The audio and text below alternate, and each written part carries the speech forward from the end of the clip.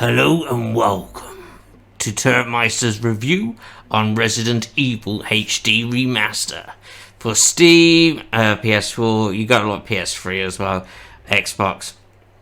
It's been ported like Resident Evil 4 to a lot of things. Right, where to start? So it carries on from Resident Evil 0, if you remember that review. So yes, in the front is Chris Redfield, and to his left is Jill Valentine. The other cast are Rebecca Chambers from Resident Evil 0. You got Barry, and then you got Wesker with the sunglasses on. You probably know who Wesker is. You are Alpha Team, and you are tasked with investigating reports of cannibalism coming from Raccoon Forest. So you go and investigate, where you are ambushed by Doberman zombie dogs. So, but yeah, according to Raccoon City, it turns out that they only have one breed of dog, Doberman. Don't know why, but yeah.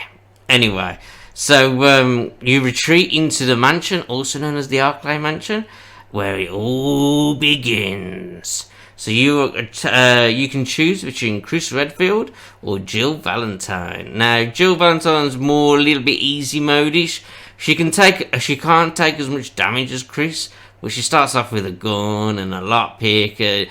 Barry helps you out like loads. Like, Chris has barely anybody. He has Rebecca Chambers, but it's kind of a bit of a short straw, to be fair, if I'm honest. But yeah, if you choose Joe Valentine, you get help with Barry. You get more stuff. You get the grenade launcher. It's all good. I tend to like to play as Chris Redfield just because it's a bit more survival horror-ish, if you kind of get what I mean. But both playthroughs are great. Now, I love this game. It is my favourite Resident Evil game for a number of reasons. The zombies, designs, just the mansion itself has so much atmosphere. It's creepy. The Crimson Heads, which are like basically you kill zombies, but if you don't decapitate them, like usually a shotgun blast to the head or a critical shot with a handgun, but it's very slim. It's probably like 5% if I remember reading correctly. So yeah. Also, you get a lighter and a fuel canteen where you put gasoline into, and you can pour the gasoline on the body, set it on fire, boom. If you don't do any of them two things, then they come back as Crimson Heads, and they run, basically. They're running zombies with claws. They do a lot of damage. They take a lot of damage as well. So highly recommended to do what I just said: fuel canteen or blow their heads off. You don't want to be messing with these guys, especially in some of the areas that just kill you in, like, you know. This is ink ribbon saved. It's no auto saved as well, which is just perfect to me. We obviously playing Last of Us 2. I can't. Great that it's not, but yeah, but like ink ribbons, just perfect. Yeah. I won't full on ruin it. I want you to play this game. It's one of my favourite games. It's just perfect. But yeah, so you choose Chris or Jill, and you go and you're basically investigating the mansion at this point. There's loads of puzzles, very fun puzzles, some very challenging as well, which, you know, it just ticks all the boxes. This game does. It's creepy. It's got puzzles. You come to learn that Umbrella is behind all this, and that is where I'll stop, because I don't want spoilers, so then I will go into spoilers. So what I would rank this game, I would rank this, I won't give it a 10, because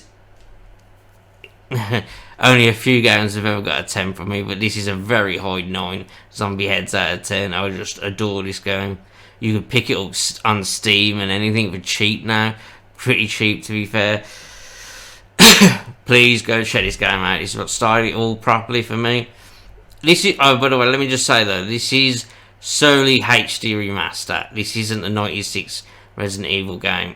I do love that game as well, but not as much as this. And I probably will play on the channel as a little fun thing, maybe, like a little marathon. Because you can beat the original 96 one pretty quick. So yeah, 9 zombie heads out of 10, boom. Right, spoilers.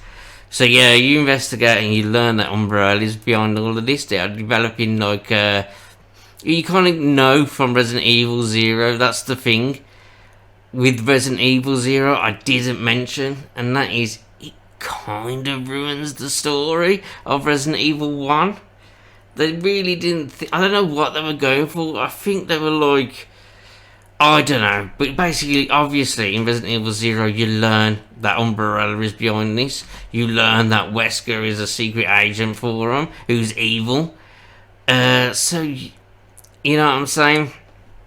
But anyway, say if you haven't played Resident Evil Zero, yes, you learn that Wesker is working for Umbrella, but kind of not as well, because he wants to do his own thing and becomes like an evil overlord of zombies and viruses and hunters and stuff galore. Yeah, so Wesker's a bad dude. He's behind it all. So like, yeah, that's that. Creature design. Each creature is perfect. I have a main problem. I know like people like the oversized tarantulas in the Resident Evil game because they're in Resident Evil 2 as well. I think they were in 3 as well. People like them. I don't. Like Insects 1 don't really creep me out. I'm guessing they're there for people who are arachnophobes. But to me they're not scary. They're kind of annoying. I reckon they could have put something else in and much better. More creature design, because it's not scary. It's just a tarantula, basically. So that's low on my list. And then what you got? You got hunters. Hunters look great in this game. I do love the hunter design in Resident Evil 3, the new one. I think it's perfect. How I like to think of a hunter. But yeah, in this one, they're reptilian. They don't really match like the viruses, if you know what I mean. As in, like, it's like you got like the zombie dogs, you got zombies, you know, you got Lisa, and then you got tarantulas and a reptile thing. So yeah, well, you do have an overgrown snake, don't you? So yeah, just the creature design is just banging. The zombie design, banging. Could have probably done with a few more, like at least HD remaster for like Steam and the PS4, wasn't it? Can't see why they couldn't have added a few more zombie skins in, because they can get a little bit repetitive. Like, oh, you're one of 3. And then when they turn into a Crimson Head, they all look the same. So, that's my little down point. That's a down point, that I will say. But apart from that, top notch. And then, like, at the end, when you're in the lab, you got, like, the naked ones and they're all creepy and stuff. What are they called? The insects? They're not on. Oh my god, I can't believe I've just forgotten it. Anyway, the things at the end, they're a little creepy if you actually really look at them. I actually own a figure from the original Resident Evil 2. I bet that's worth a lot. And you can pull its head off and like it swings around on like a piece of string. It's great. I can't remember what they're called, but you know what I'm on about. At the very end, they're all like, yeah. They're a good design. I like them. They kind of remind me of The Fly, if you ever watched it with Jeff Goldblum in. They kind of remind me of that, so it's a bit creepy, to be fair, because I love The Fly. Yes, you got them. Yes, you got, is it Hush, the snake? I think it's called Hush. It's just a massive snake. Playing through it this time, doing the movie, he was a lot easier than I thought. Look, obviously I used to speedrun this game, but I used to do it on like the hardest difficulty, so it was quite challenging sometimes. The first time you encounter him, if you know the game, like I do, you can just run, grab the thing, run back out, and just go whoop, boopity boop, boom boom. So yeah, you got the snake encounter. He's pretty good. What else you got? You got Neptune, which is just, I think it's more of an event thing. Again, I can't remember because I was in 2002. I was 13, right? So I can't remember. But if you're going into this game, which I proper hope you are, and at this point I kind of hope you're not because you're into spoilers. But if you're coming across the shark at the without knowing about like what to do and stuff, and without me saying to you, it's going to be a surprise and you're going to panic, and I like that. That's why I was saying it's very eventful, so I won't say like it's easy or hard, because it's hard to really say, if I'm honest, because like I said, like, because I know it wasn't very scary, but it's still a great shark design and stuff. Really cool. That's what I'm saying. It's got very variety where like the other games in the series they kind of lack variety, but in this you got loads of creature designs. It's just banging. So what else have we got? I think it's covered. You got the tyrant at the end. I've never been a tyrant guy. Like, I love Nemesis, I love Nemesis. And the Lickers, they're like probably my favourite two creature designs in probably any game, to be honest with you. I'm not scared of the Tyrant. I think the Tyrant in Resident Evil 0, you encounter him twice, if you remember, if you've watched my playthroughs. He's not very scary, but his movements are very creepy. I liked it. That's a plus for Resident Evil 0. In Resident Evil 1, he's a bit slow, and then all of a sudden he'll do a lunge attack and he'll fly across the screen. In Resident Evil 2 Remake, he's Mr. X. A kind of a form. They are pretty much the same, if I remember correctly. But he's a little bit more far gone. What Wesker originally wanted him to be, basically a pet, mind control. Do what he's bidding, basically. Do whatever they say. So I think that pretty much covers it. Story-wise, I think this is banging. Again, story. If you read each note, especially Lisa Trevor back in, I remember this. She gave me nightmares. You read her messages, her notes that she's left. You find out that her and her mom went through intense treatment with Umbrella, and you come to the assumption that the mom died. Well, obviously she does, but you don't really learn that from the notes, but obviously you do later on in the game when you see that Lisa holds her mum's skull and she jumps to her death. Do I think she's dead? No, I don't. I would love, it's not going to be happening in Resident Evil 8, but maybe a side game maybe they do and she comes back, because her design is creepy, it's great, it's just amazing, I love it.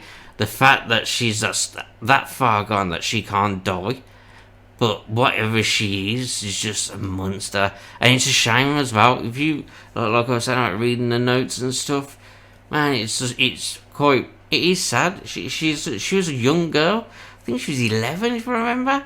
And they're having these, I can't remember what's wrong with them, but they're having intense work done on them. And obviously the mom dies on the intense treatment, but Lisa survives. It adapts to her cells apparently, and she just turns into this monster. And you have a look. There's a design. She has her mom's face, skin of her face sewed into her own head. There's not a lot of games you can say about that. You know what I mean? I love her design. I could read it all day. Love that kind of lore stuff. So yeah, what shall I say? Does it tie into the other games? Yes, it does. With Resident Evil 0, kind of ruins it, if I'm going to say. Resident Evil ties into Resident Evil 2 and 3. So in number 2, Chris Redfield, the person you play this one, his sister's coming to look for him, because the last thing that she's heard is, he's gone to investigate, but they haven't heard back.